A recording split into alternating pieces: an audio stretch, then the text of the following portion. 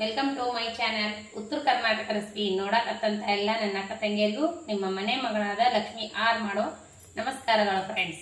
ಇವತ್ತಿನ ರೆಸಿಪಿ ಏನು ತೊಗೊಂಬಂದಿನಂದ್ರೆ ನಮ್ಮ ಉತ್ತರ ಕರ್ನಾಟಕ ಸ್ಪೆಷಲ್ ಬೆಲ್ಲದ ಚಕೋಲಿ ಅಂತ ಮಾಡ್ತಾ ಇದ್ದೀನಿ. ನೋಡ್ಕೊಂಬನ್ನಿ ಹೇಗೆ ಮಾಡ್ತೀನಿ. ಚಕೋಲಿ ಬೇಕಾಗಿರೋಕ ಗೋಧಿ ಹಿಟ್ಟು ನೆನೆ ಇಟ್ಕೊಂಡಿನಿ. ಗೋಧಿ ಹಿಟ್ಟು ನೆನೆ ಇಟ್ಟೀನಿ, ಅರ್ಧ ಗಂಟೆ ಆಯಿತು. ಇದಕ್ಕೆ ಸ್ವಲ್ಪ ಶುಂಠಿ ಆಮೇಲೆ ಏಲಕ್ಕಿ ಕುಟ್ಟಿಟ್ಕೊಂಡಿನಿ. ಸ್ವಲ್ಪ ಕಸಕಸಿ ತೊಗೊಂಡಿದ್ದೀನಿ ಹುರಿದ್ಬಿಟ್ಟು. ಆಮೇಲೆ ಇದೊಂದು ಬೌಲ್ ಬೆಲ್ಲ ತೊಗೊಂಡಿದ್ದೀನಿ, ಒಂದು ಸ್ವಲ್ಪ ಬೆಲ್ಲ. ಗೋಧಿ ಹಿಟ್ಟು ಎಷ್ಟು ತೊಗೊಂಡಿನಿ ಅದಕ್ಕಿಂತ ಕಮ್ಮಿ ಬೆಲ್ಲ ತೊಗೊಂಡಿನಿ. ಸ್ವೀಟ್ ಜಾಸ್ತಿ ತಿಂತಿದ್ರೆ ಅಂದರೆ ಜಾಸ್ತಿ ಬೆಲ್ಲ ತೊಗೋಬೋದು. ಈಗ ಏನು ಮಾಡೋದಂದ್ರೆ ಈ ಬೆಲ್ಲ ಪಾಕ ಮಾಡೋಕೆ ಇಟ್ಕೊಳ್ಳೋಣ, ಕರಗಿಸ್ಕೊಳ್ಳೋಣ.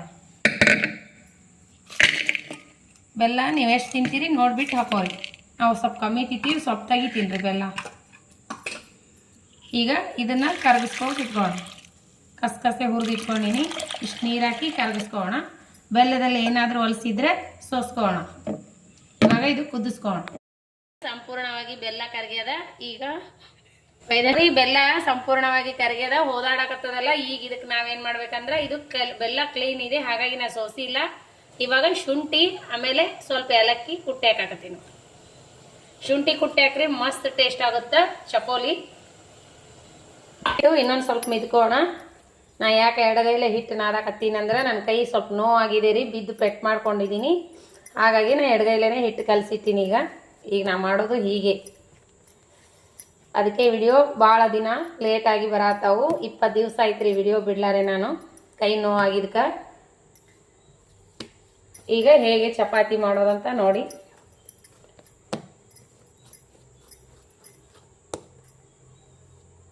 ಕೈ ಭಾಳ ನೋವಾಗ್ಯದ್ರಿ, ಏನೂ ಮಾಡೋಕ್ಕಾಗಲ್ಲ. ಹೆಂಗಾರ ಮಾಡ್ಕೊಂಡು ಹೊಟ್ಟೆ ತುಂಬಿಸ್ಕೊಳ್ಬೇಕು. ನಮ್ಮ ಮನೇಲಿ ಮಾಡೋರಂತೂ ಯಾರೂ ಇಲ್ಲ, ಮಗ ನಮ್ಮ ಯಜಮಾನ್ರು ಬಿಟ್ಟರು. ದಿನ ಅನ್ನ ಸಾರು ತಿಂದು ಬೇಜಾರಾಗ್ಯದ. ಈ ಥರ ಪೆಟ್ಟುಗಳಾದಾಗ ನಾವು ಈ ರೀತಿ ಏನಾದರೂ ಸ್ವೀಟು ಏನಾದರೂ ಮಾಡ್ಕೊಂಡು ತಿನ್ನಬೇಕು. ಬೆಳಗ್ಗೆ ನಾಷ್ಟ, ಸಾಯಂಕಾಲ ರೊಟ್ಟಿ ಚಪಾತಿ ಮಾಡೋಕೆ ಬರಲ್ಲ ನನ್ನ ಕೈ. ಹಾಗಾಗಿ ನಾನು ಇವತ್ತು ಚಕೋಲಿ ಮಾಡಿಬಿಟ್ರಾಯ್ತು. ತಣ್ಣಗೂ ಅದಲ್ರಿ ವಾತಾವರಣ. ಈ ರೀತಿ ಮಾಡಿದ್ರೆ ಒಳ್ಳೆ ಹೆಲ್ದಿ ಫುಡ್ ಅಂಥೇಳಿ ಮಾಡಾಕತ್ತೀನಿ ನೋಡ್ರಿ. 4ರಿಂದ 5 ಉಳ್ಳಿಗಳು ಮಾಡ್ತೀನಿ. ಸ್ವಲ್ಪ ಮೇಲೆ ಸ್ವೀಟ್ ತಿಂದು ಆಮೇಲೆ ಮೇಲೆ ಒಂದಿಷ್ಟು ಅನ್ನ ಸಾಂಬಾರು ಉಂಡ್ರೈತೆ ಅಂತ ಮಾಡತ್ತೀನಿ ನೋಡ್ರಿ. ಹೋಟೆಲಿಂದ ತಂದಿದ್ದು ಎಷ್ಟು ಈಡಾಗುತ್ತಾ, ಈಡಾಗಂಗಿಲ್ಲ. ಹೆಂಗಾರ ಬಂದಂಗೆ ಮಾಡ್ಬೇಕಂತ ಮಾಡತ್ತೀನಿ ನೋಡ್ರಿ ನಾನು. ನಿಮಗೂ ಏನಾರ ಆರಾಮ್ ತಪ್ಪಿದ್ರೆ, ಕೈ ನೋವಾದ್ರೆ ಏನಾದರೂ ಒಂದು ಮಾಡಿ ಹಾಕ್ರಿ ಮನೆಯಲ್ಲೇ. ಯಜಮಾನ್ರಿಗೆ, ಮಕ್ಕಳಿಗೆ ಯಾರು ಕೊಟ್ಟಿದ್ದು ಎಷ್ಟು ದಿನ ಈಡಾಗುತ್ತಾ, ನಾವೇ ಮಾಡ್ಕೊಂಡು ತಿನ್ನಲೇಬೇಕು. ಹಂಗೆ ಎಡಗೈಲೇ ಮಾಡತ್ತೀನಿ ನೋಡ್ರಿ ನಾನು. ಮೊದಲು ಹೆಂಗೆ ಸಪೋರ್ಟ್ ಮಾಡ್ತೀರಿ ಅದೇ ರೀತಿ ಸಪೋರ್ಟ್ ಮಾಡಿರಿ. ಹೆಂಗಾರ ಮಾಡ್ಕೊಂಡು ಊಟ ಮಾಡೋದಂತೂ ಗ್ಯಾರಂಟಿ ನೋಡ್ರಿ. ಇವತ್ತು ನಾನು ಕೈ ಬೇನಾಗಿಂದ ನಾನು ಒಟ್ಟು ಚಪಾತಿ ರೊಟ್ಟಿ ಮಾಡಿಲ್ಲ, ಇವತ್ತು ಮಾಡತ್ತೀನಿ ನೋಡ್ರಿ. ಈ ರೀತಿ ತೀಡ್ಕೊಂಡಿನಲ್ಲ, ಇವು ಕಟ್ ಮಾಡಿ ಎಣ್ಣೆ ಬೆಲ್ಲದ ಪಾಕದಾಗ ಹಾಕ್ತೀನಿ ನೋಡ್ರಿ. ಕೈ ಬೇನಾಗಿದ್ದಕ್ಕೆ ಎಕ್ಕಡೆ ಹೊಂಟಾವ. ಇವಾಗ ಬೆಲ್ಲ ಕುದಿಯೋ ನೀರಲ್ಲಿ ಇವು ಹಾಕೋಣ ನೋಡ್ರಿ. ಈ ರೀತಿ ಕುದಿಯಕತ್ತದಲ್ಲಿ ಪಾಕ. ಇದ್ರೊಳಗೆ ನಾವು ಇವು ಎಲ್ಲಿ ಹಾಕೋಣ. ಒಂದು ಪೀಸ್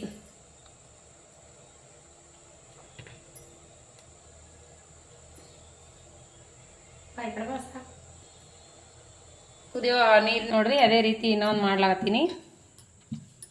ಮೆಲ್ಕಾಸ್ ಮಾಡ್ಕೊಳ್ತೀನಿ. ಆದ್ರೂ ಮೆತ್ತಗೆ ನಾದಿನ ಹಿಟ್ಟು ಇದಾದ್ರೆ ಚಲೋ ಗೋಧಿ ಹಿಟ್ಟು, ಹೊಲ್ದ ಗೋಧಿ ಹಿಟ್ಟು ಚೆನ್ನಾಗಿ ಬರ್ತದೆ. 5 ಚಪಾತಿದು ಮಾಡ್ಕೊಂಡಿನಿ, 4 ಚಪಾತಿದು ಮಾಡ್ಕೊಂಡಿನಿ ರೀ.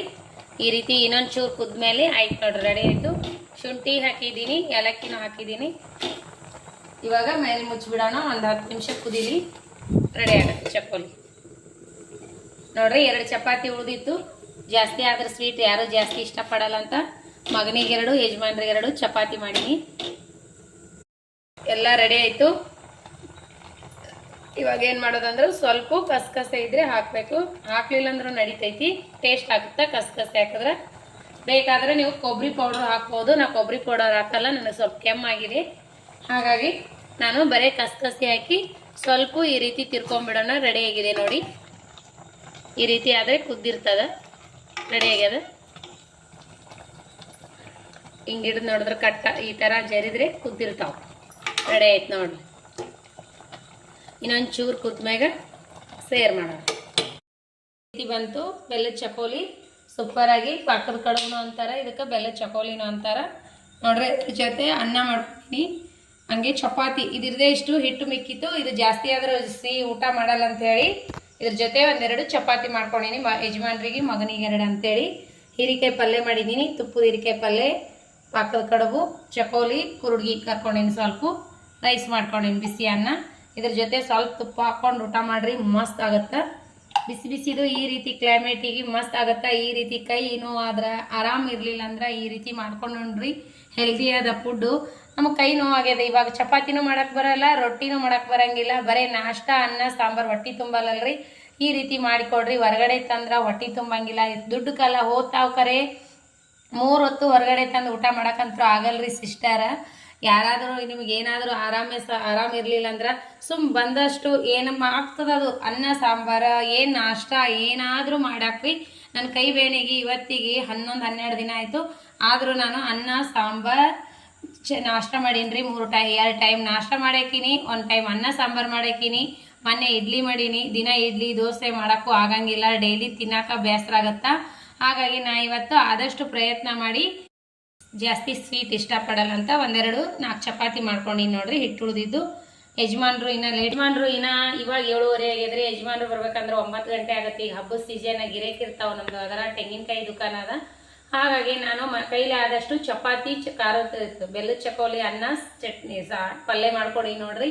ಯಾರಿದ್ರು ಎದಕ್ ಬಂತ್ರಿ, ಯಾರಿದ್ರು ಇಲ್ಲಾರ್ದಂಗ ಆಗ್ಯದ. ತವ್ರ ಮನೆಗೆ ಹೋಗಿದ್ದೆ 2 ದಿನ. ಮಗ ಹಾಸ್ಟೆಲಿಂದ ಬಂದು ಮಮ್ಮಿ ನೀ ಇಲ್ಲಿಗೆ ಬಾ, ನಾ ಇಲ್ಲೇ ಇರ್ತೀನಿ ಅಂದ. ಹಾಗಾಗಿ ನಾ 2 ದಿನ ಊರಿಗೆ ಹೋಗಿದ್ದೆ. ಅಲ್ಲಿ ಪಪ್ಪಾಗೂ ಹೆಲ್ತ್ ಅಪ್ಸೆಟ್ ಆಗ್ಯದ. ಹಾಗಾಗಿ ಮನೆಗೆ ಮಾತಾಡ್ಸಕ್ಕೆ ಜಾಸ್ತಿ ಜನ ಬರ್ತಾರ, ಮಮ್ಮಿಗೊಬ್ಬರಿಗೆ ಆಗಂಗಿಲ್ಲ. ನನ್ನ ಕೈಲಿ ಆದಷ್ಟು ಅನ್ನ ಸಾಂಬಾರು ಏನಾದರೂ ಮಾಡ್ಕೊಂಡು ಊಟ ಮಾಡ್ತೀನಿ ಅಂತೇಳಿ ನಾನು ಊರಿಗೆ ಬಂದೀನಿ ರೀ, ಶಾಪುರ್ಕ. ಹಬ್ಬನೂ ಇದೆ, ಮನೆಯಲ್ಲಿ ದೇವ್ರ ಪೂಜೆ ಅದು ಮಾಡಿಕೊಂಡು ಯಜಮಾನ್ರಿ ಬೆಳಗ್ಗೆ 6 ಗಂಟೆ ಅನ್ನೋದ್ರಾಗ ಅಂಗಡಿಗೆ ಹೋಗೋದಾಗ್ಲಾರ್ದಕ್ಕೆ ನಾನು ಇಲ್ಲೇ ಇದ್ದು ನಾನು ಹೇಗಾದರೂ ಮ್ಯಾನೇಜ್ ಮಾಡೋದ್ರೈತೆ ಅಂತೇಳಿ ಆದಷ್ಟು ಮನೆಯಲ್ಲಿ ಕ್ಲೀನ್ ಮಾಡಿಕೊಂಡು ನಾನೇ ಮಾಡ್ತಾ ಇದ್ದೀನಿ ರೀ. ಈ ಕೈಗೆ ನನಗೆ ಇಲ್ಲಿ ಪೆಟ್ಟಾಗಿದೆ. ತುಮಕೂರಿಗೆ ಮಕ್ಕಳ ಬಳಿ ಹೋಗಿದ್ದೆ, ಕಾಲು ಜಾರಿ ಒಂದು ಸ್ವಲ್ಪ BP ಹೆಚ್ಚು ಕಮ್ಮಿ ಆಗಿ ನಾನು ಕಾಲು ಜಾರಿ ಬಿದ್ದೀನಿ.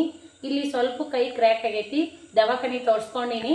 ಇನ್ನೂ ಸ್ವಲ್ಪ ನೋವಿದೆ, ಹಾಗಾಗಿ ರೆಸ್ಟ್ ಮಾಡಂದಾರಿ. ರೆಸ್ಟ್ ಮಾಡಕ್ಕೆ ಆಗಂಗೆ ಇಲ್ರಿ, ಮನೆ ಅಂದಮೇಲೆ ಮಾಡಲೇಬೇಕು. ಸಾಂಬಾರು ಮಾಡ್ತೀನಿ. ಮಮ್ಮಿ ಸ್ವಲ್ಪ ರೊಟ್ಟಿ ಕಟ್ಟ್ಯಾರ, ಚಟ್ನಿ ಪುಡಿ ರೊಟ್ಟಿ ಹಾಕೊಂಡು ಊಟ ಮಾಡ್ತಾರೆ. ಯಜಮಾನ್ರು ಬಂದು ಅಡುಗೆ ಮಾಡ್ಕೊಂಡು ನೋಡ್ಬೇಕಂದ್ರೆ ಭಾಳ ಲೇಟ್ ಆಗತ್ರಿ.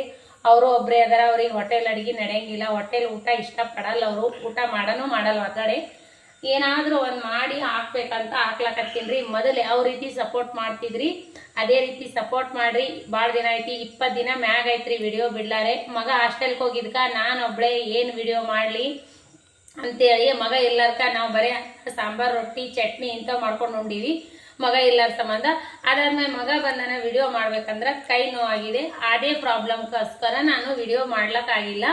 ಮೊದಲು ಯಾವ ರೀತಿ ಸಪೋರ್ಟ್ ಮಾಡ್ತೀರಿ ಅದೇ ರೀತಿ ಸಪೋರ್ಟ್ ಮಾಡ್ರಿ. ಯಾರೆಲ್ಲ ಹೊಸ ಸಬ್ಸ್ಕ್ರೈಬ್ ಬಂದಿರಿ ಅವರಿಗೆಲ್ಲ ತುಂಬ ಹೃದಯದ ಧನ್ಯವಾದಗಳು. ಮತ್ತೆ ವಿಡಿಯೋ ನೋಡ್ರಿ, ಸಪೋರ್ಟ್ ಮಾಡ್ರಿ. ಅನಿಸಿಕೆ ಅಭಿಪ್ರಾಯಗಳನ್ನು ಕಮೆಂಟ್ ಬಾಕ್ಸ್ನಲ್ಲಿ ತಿಳಿಸ್ರಿ. ನಮ್ಗೆ ಇದ್ದು ಇಲ್ಲಾರ್ದಂಗೆ ಆಗಿಬಿಟ್ಟದ. ಗಂಡನ ಮನೆ ಫ್ಯಾಮಿಲಿ ಅಂತರೂ ಇಲ್ಲೇ ಇಲ್ಲ, ತವ್ರ ಮನೆ ಫ್ಯಾಮಿಲಿ ಇದೆ. ಇದೇ ರೀತಿ ಸಪೋರ್ಟ್ ಮಾಡ್ರಿ. ನೋಡ್ತಾ ಇದ್ದೀರಲ್ಲ ಅವರೆಲ್ಲ ನೆನ್ಕೊಂಡಿದ್ದೀನಿ ನಾನು.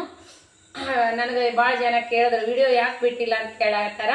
ಹಾಗಾಗಿ ಇದೇ ನೋಡ್ರಿ ನನ್ನ ಪ್ರಾಬ್ಲಮ್ಮು. ಈ ಪ್ರಾಬ್ಲಮ್ಗೋಸ್ಕರ ನಾನು ವಿಡಿಯೋ ಮಾಡಿಲ್ಲ. ವಿಜು ಸಿಸ್ಟರ್ ನನಗೆ ಫೋನ್ ಮಾಡಿ ಕೇಳಿದ್ರು, ಯಾಕ್ರಿ ಏನಾಗ್ಯದ ನೀವು ವಿಡಿಯೋ ಯಾಕೆ 20 ದಿನ ಆಯಿತು ಮಾಡಿಲ್ಲ ಅಂದರು. ನನಗೆ ಹೆಲ್ತ್ ಅಪ್ಸೆಟ್ ಆಗಿದ್ದ ಸಂಬಂಧ ನಾನು ವಿಡಿಯೋ ಮಾಡಿಲ್ಲ ಅಂತ ಹೇಳಿದ್ರಿ. ಪಾಪ ಅವರು ಭಾಳ ನೊಂದ್ಕೊಂಡ್ರು.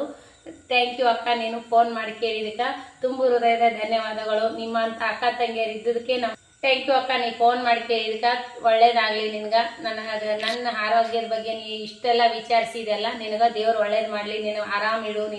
ನಿನಗೂ ಹೆಲ್ತ್ ಅಪ್ಸೆಟ್ ಆಗಿದೆ ಅಂತ ಕೇಳಿದ್ನಲ್ಲ, ಒಳ್ಳೇದಾಗಲಿ ಅಕ್ಕ, ನೀನು ಆರಾಮಿರು, ನಾವು ಆರಾಮಿರ್ತೀವಿ. ಮತ್ತು ಮುಂದಿನ ರೆಸಿಪಿಯಲ್ಲಿ ಸಿಗೋಣ ಫ್ರೆಂಡ್ಸ್. ನಮಸ್ಕಾರ, ಬಾಯ್.